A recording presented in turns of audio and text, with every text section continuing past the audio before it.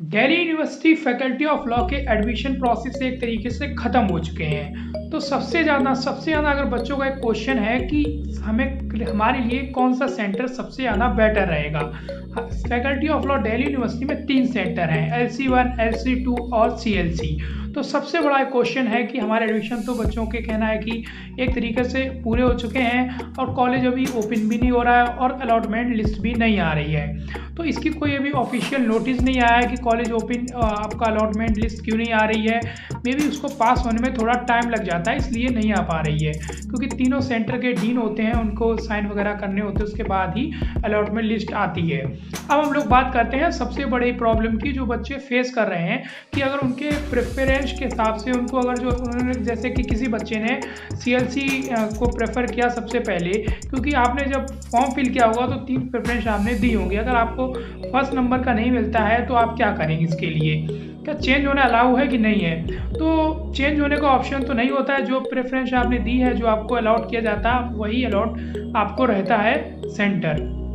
अब हम आते हैं कि टाइमिंग का इशू रहता है और बच्चे कहते हैं बहुत सारे इशू क्रिएट करते हैं। तो आप अगर नेट पे सर्च करेंगे तो फैकल्टी ऑफ लॉ, जो अगर आप 3 इयर्स का कोर्स करते हैं तो आप नेट पे जैसे सर्च कर देंगे top 10 3 years law college in India, तो उसमें faculty of law Delhi university first number पे आता है। तो ये आपके लिए बहुत अच्छी बात है, आप एक इतनी अच्छी संस्था से जुड़ रहे हैं, तो आप बिल्कुल भी देरी ना करें, जो भी आपको सेंटर मिलता है आप उसको प्रेफर करें। अब हम जानते हैं जो आपके मन में भ्रम है कि हमारे लिए ये सेंटर अच्छा है वो सेंटर अच्छा है, तो faculty of law Delhi university में 3 सेंटर हैं। सबसे पहले हम लोग बात करते हैं LC1 की। तो जो LC1 है वो जो है वो शाम को 2:30 to 7:30 में भी उसकी टाइमिंग है, और जो कि उमंग भवन में चलता है। पहले ये जो LC1 था वो साउथ कश्मीरी गेट पे था, तो कश्मीरी गेट पे था तो बहुत सी प्रॉब्लम रहती थी कि काफ़ी आउटर ऑफ कैंपस था, तो इसलिए उसको इतना अच्छा नहीं माना है। बट अभी जो है उमंग भवन में नॉर्थ कैंपस में भी स्टेबल है, बट हाँ ये इवनिंग के टाइम चलता है। अब हम आते हैं LC2 की तरफ। LC2 है वो भी उमंग भवन में मॉर्निंग टाइम चलता है, सेम बिल्डिंग है LC1 और LC2 की।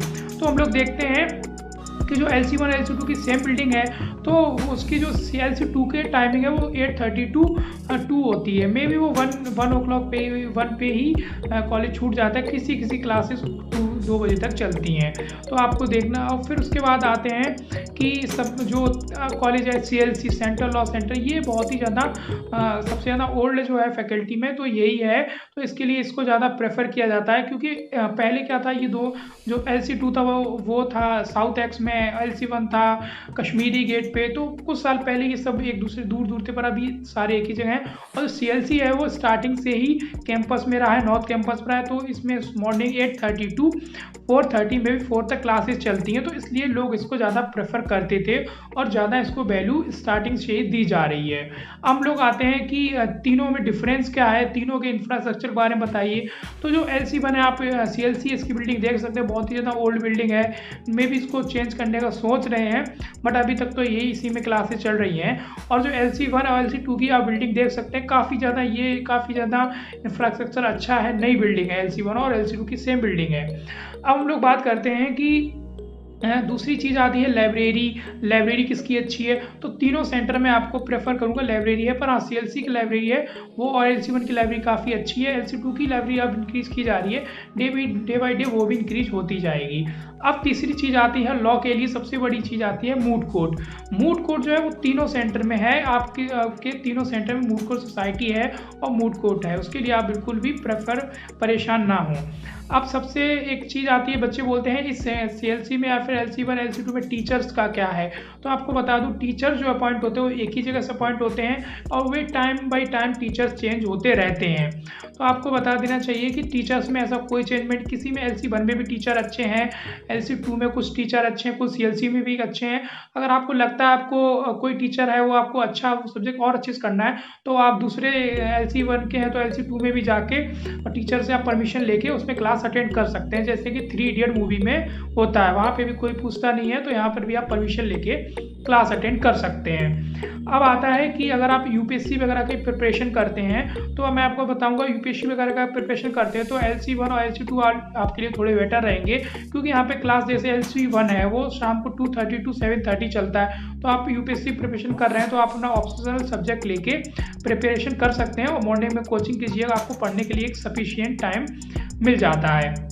अब आता है दूसरी बात आती है, बच्चों का कहना है केसमेट बुक सेम है, एग्जाम सेम होता है, क्योंकि एक फैकल्टी को 3 डिपार्टमेंट में 3 सेंटर्स में बांट दिया गया है। जैसे क्लास में बच्चे होते हैं section A, section B, section C, तो सेम चीज़ वहाँ पे भी मुझे लगती है। मैं खुद पढ़ता हूँ फैकल्टी, मुझे तो कभी ऐसा डिफरेंस नहीं पता लगा है। और फिर उसके बाद आता है पॉलिटिक्स। हाँ, अगर आप पॉलिटिक्स में थोड़ा इन्वॉल्व होना चाहते हैं, काफ़ी पुराना है CLC, तो वहाँ पर थोड़ी हाई लेवल की पॉलिटिक्स होती है। लिटिगेशन में जाना चाहते हैं, पूरी तरीके से आपको लिटिगेशन में जाना है, लॉ करने के बाद मतलब एडवोकेट ही बनना है, तो आप पूरी तरीके से CLC को आँख बंद करके ले लीजिए, क्योंकि वहाँ पे आप ज़्यादा टाइम स्पेंड करें कॉलेज में तो ज़्यादा आप सीखेंगे। ये चीज़ मानने वाली बात है। अब आते हैं बच्चों का सबसे बड़ा आता है कि डिग्री मिलेगी, उसमें भी क्या लिखा होगा LC1 LC2। तो आपको मैं बता दूँ, डिग्री जो आपको मिलती है वो उसमें नहीं लिखा होता है LC1 LC2। हाँ, मार्कशीट में नोटिस होता है LC1 LC2, क्योंकि वो तो कॉलेज प्रॉपर है ना, कॉलेज है CLC LC1 LC2, तो उसमें प्रॉपर लिखा हुआ होता है। पर आपको जो डिग्री मिलती है वो पूरी प्रॉपर एक मिलती है faculty of law Delhi university की। तो आई होप आपको सारी चीज़ें समझ आ गई। अगर आप जो भी आपको सेंटर मिलता है, आपको जो प्रेफर करते हैं, तो आपको जो भी सेंटर मिलता है आप उसको लीजिएगा, अच्छे से पढ़ाई कीजिए, क्योंकि डिग्री तो आपको एक तरीके से आपको दी जा रही है उस सीढ़ी को चढ़ने के लिए, पर आपको मेहनत करनी है। लॉ करने के बाद आप लिटिगेशन में जाएंगे। जो फ़र्क है ये हमारे बीच में है।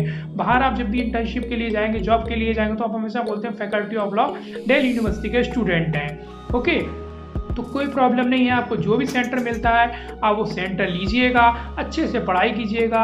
और कोई भी प्रॉब्लम हो, कोई भी किसी तरीके का रूमर फैला हुआ है, ये अच्छा है वो ख़राब है, तो आप अगर नेट पे सर्च करेंगे तो तीनों इक्वल हैं, किसी में कोई डिफरेंस नहीं है। जो भी प्रेफरेंस आपने दे दी है वो चेंज भी नहीं होती है। जो भी आपको मिलता है आप उसी में वेस्ट कीजिएगा अपना, और भी ज़्यादा कोशिश कीजिएगा कि आप लास्ट में अच्छे से अच्छे मार्क्स लाइएगा। एक ही पेपर आता है, एक ही केसमेट है, एक ही टीचर्स हैं, और जाके वहाँ किसी टीचर से ये भी मत कह दीजिएगा हमें चेंज कराना है, वरना वहाँ पे अच्छी खासी आपको सुनने पड़ सकती है, क्योंकि उनके नज़रों में सारे सेंटर इक्वल हैं। टीचर कभी CLC में होता है, वही टीचर LC1 में कुछ साल बाद पढ़ाता है, वही LC2 में पढ़ाता है, कॉपी सेम टीचर चेंज करते हैं। एक तरीके से पूरा कैंपस अगर आप उसको विजिट करेंगे तो पूरा आसपास से हैं, तो बीच में सिर्फ 8 फैकल्टी पढ़ती है, तो कोई डिफरेंस नहीं लगता है। तो आई होप आपको वीडियो अच्छा लगा हो। अगर आपका भी कोई लॉ में रिलेटेड कोई फ्रेंड है तो आप इसको भी वीडियो ये शेयर करिएगा।